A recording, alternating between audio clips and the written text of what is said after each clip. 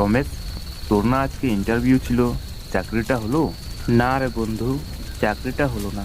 কাল এক বাবার বন্ধুর সঙ্গে দেখা করতে বলেছে। দেখি সেখানে গিয়ে যদি কিছু হয়। আচ্ছা আচ্ছা, কিছু চিন্তা করিস না, তোর কিছু ব্যবস্থা হয়ে যাবে। আচ্ছা, তোর প্রমোশনটা কি হলো? এখনো তো আশা ছাড়িনি, দেখি কি হয়।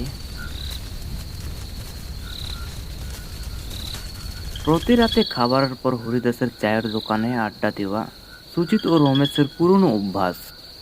প্রত্যেক দিনের মতোই সেদিনও তারা দুজন বসে গল্প করছিল। এমন সময় হঠাৎ মুষলধারা বৃষ্টি নেমে এলো।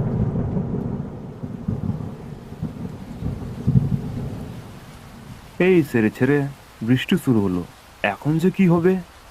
আরে সুজিত, চল সামনে ওই ক্লাব ঘরে বসি, বৃষ্টি থেমে গেলে বাড়ি চলে যাব। হ্যাঁ, তাই ভালো হবে। চল, তাড়াতাড়ি চল।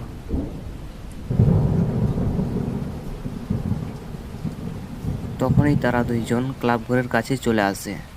বৃষ্টির মাঝেই তারা দুজন ক্লাব ঘরে এসে পড়ল। ক্লাব ঘরের চেয়ারে সুজিত ও রমেশ বসে পড়ল। মনে হয় না এই বৃষ্টি থামবে। বর্ষাকালের বৃষ্টি বলে কথা।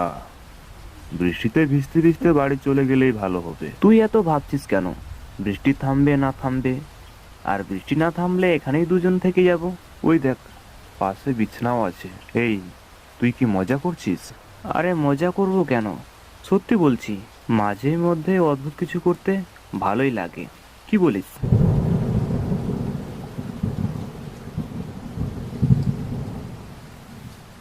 এইভাবে দেখতে দেখতে প্রায় 2 ঘন্টা পেরিয়ে যায়, কিন্তু বৃষ্টি থামার কোনো নামই নেই। মনে হচ্ছে ক্ষণে ক্ষণে বৃষ্টির ধারা যেন আরও বেড়ে চলেছে। সুজিত, এখন মনে হয় বাজে 10-11টা, আর মনে হয় বৃষ্টি থামবে না। চল ঘুমিয়ে পড়ি। কি বলছিস এইসব? এখন এমন একটা জায়গায় থাকা যায় নাকি? তুই যা করিস কর, আমি ঘুমিয়ে গেলাম। রমেশ বিছানায় ঘুমিয়ে পড়ে।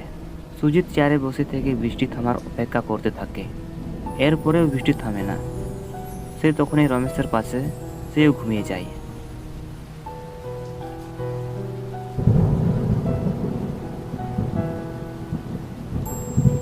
রাত প্রায় 2টা বাজে। ক্লাব ঘরের বাতিটা অচমকা জ্বলতে নিমতে শুরু করলো। রমেশ ঘুমিয়ে পড়েছে, কিন্তু এরকম পরিস্থিতিতে সুজিতের কিছুতেই ঘুম হয় না। কিরে রমেশ, ঘুমিয়ে পড়েছিস? দেখ না ক্লাব ঘরের বাতিটা কেমন জ্বলছে আর নিমছে। কাকে কি বলছি? রমেশের কোনো সারা শব্দ নেই, সে ঘুমে অচেতন। জ্বলা নেবা করতে করতে হঠাৎ একসময় বাতিটি নিভে গেল। সুজিতের মনের মধ্যে ভয় করতে শুরু করলো। সে ঘুমানোর অনেক চেষ্টা করে, কিন্তু তার ঘুম কিছুতেই আসছে না। সুজিত অনুভব করলো কে যেন তার পাশে দাঁড়িয়ে আছে। সে ভয়ে ভয়ে চোখ খুলে সেদিকে তাকায়। সে দেখে একটা মেয়ে, গলায় দড়ি দিয়ে সে ঝুলে আছে, কিন্তু পরক্ষণেই সেখানে আর কেউ নেই। সুজিত নিজের চোখের ভুল মনে করে সে আবারও ঘুমানোর চেষ্টা করে। সুজিত আবারও লক্ষ্য করলো কেমন যেন নুপুরের আওয়াজ তার কানে ভেসে আসছে। মনে হচ্ছে একটি নুপুর পড়া মেয়ে তার আশেপাশে ঘুরে বেড়াচ্ছে। হঠাৎ সেই আওয়াজটি তার পাশে এসে থেমে গেল।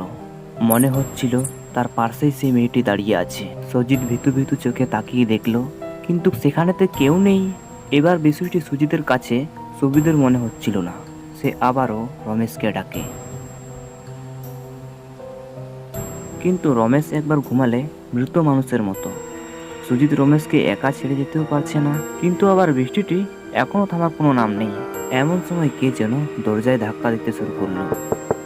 দরজা ধাক্কার আওয়াজে সুজিতের ভয় আরো 2 গুণ বাড়িয়ে দিল।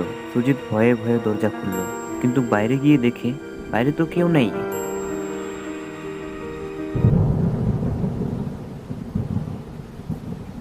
সুজিত দরজা বন্ধ করে ঘরে ঢুকতেই সে দেখে রমেশের লাশ গলায় দড়ি দিয়ে ঝুলছে। সেটা দেখে একদম অবস্থা তার খারাপ হয়ে যায়। সুজিত এমন অবস্থা দেখে আর নিজেকে নিয়ন্ত্রণ করতে পারে না। সে মাটিতে অজ্ঞান হয়ে পড়ে যায়।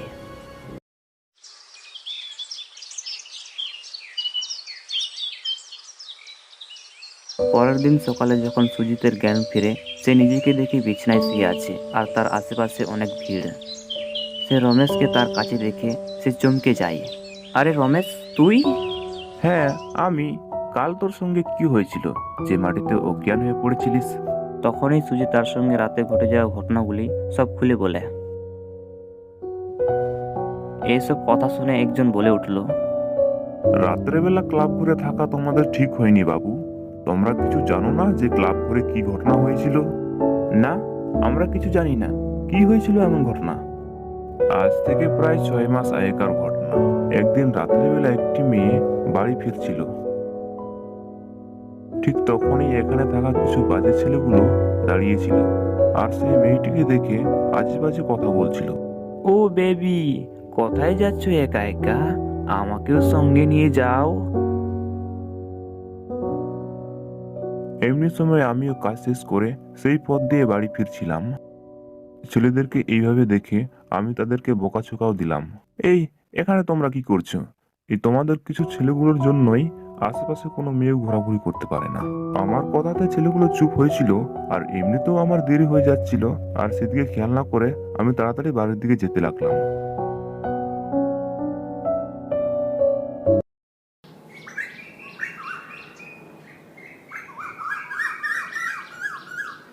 পরের দিন সকালে যখন আমি কাজের দিকে যাচ্ছিলাম, তখনই আমি দেখি ক্লাবের বাইরে অনেকগুলি লোক দাঁড়িয়ে আছে। আমি তখনই সেখানে দাঁড়িয়ে থাকা একটি লোককে জিজ্ঞেস করলাম, আচ্ছা দাদা, এখানে কি হয়েছে?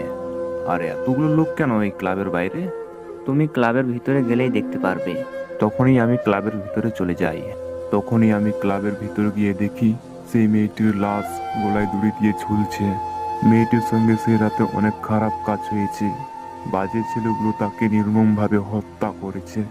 আমি যদি মেয়েটিকে বাড়ি দিয়ে আসতাম তাহলে মেয়েটির সঙ্গে এসব কাজ হতো না। তারপর সেই রাত থেকে এখানে আজব আজব ঘটনা ঘটতে থাকে।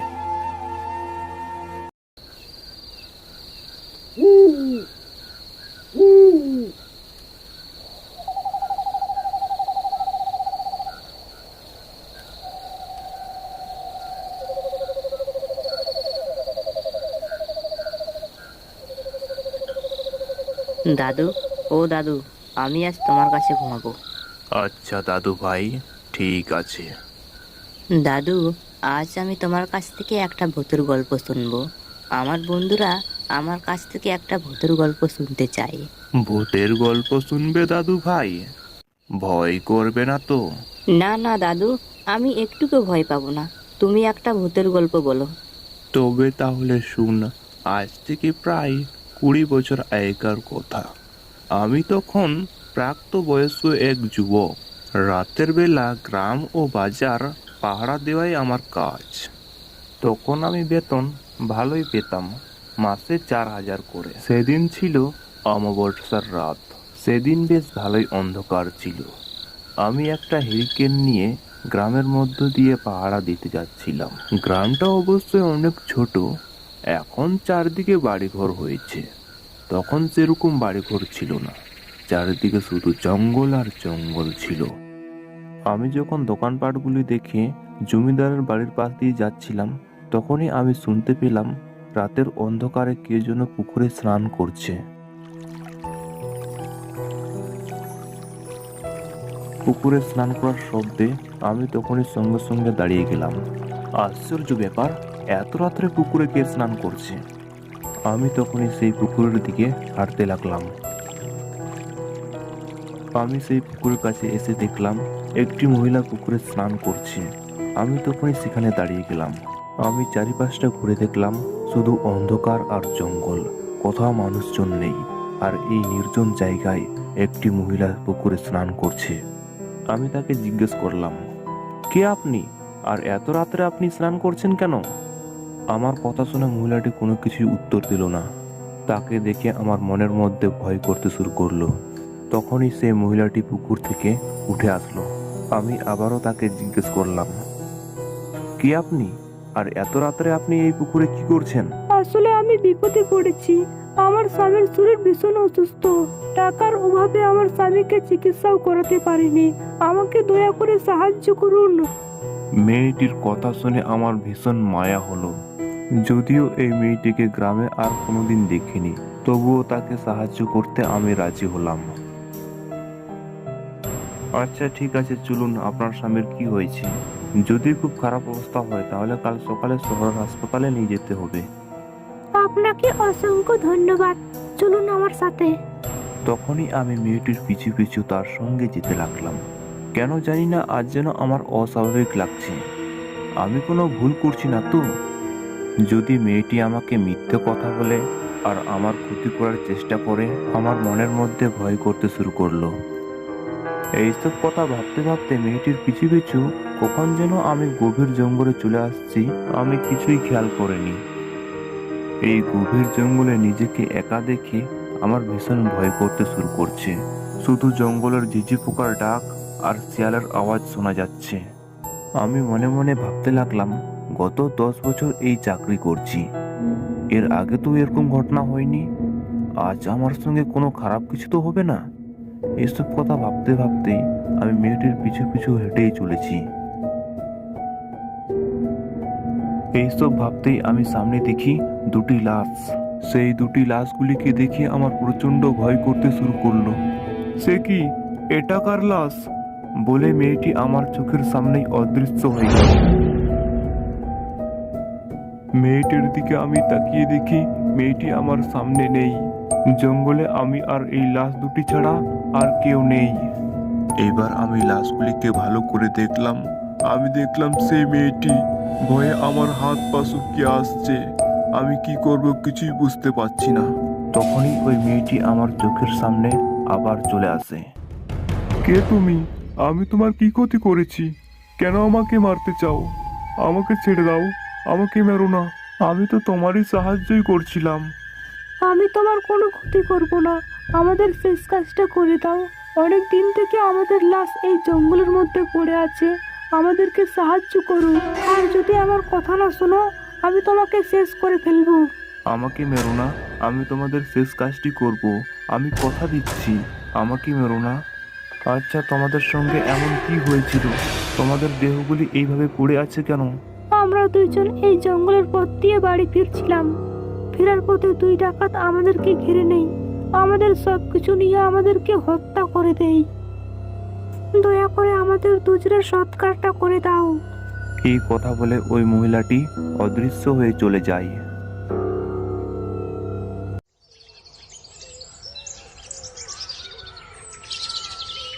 মেয়েটির কথা মতো আমি পরের দিন সকালে দুজনের লাশগুলিকে শেষ কাজ করে দেই। এরপর থেকে আমি পাহাড়দারের চাকরিটা ছেড়ে দেই। দাদু, তাহলে তুমি ভয় পেয়েছিলে? ভয় তো আমি পেয়েছিলাম, কিন্তু কারোর শেষ কাজ করতে অনেকটাই ভালো লাগে।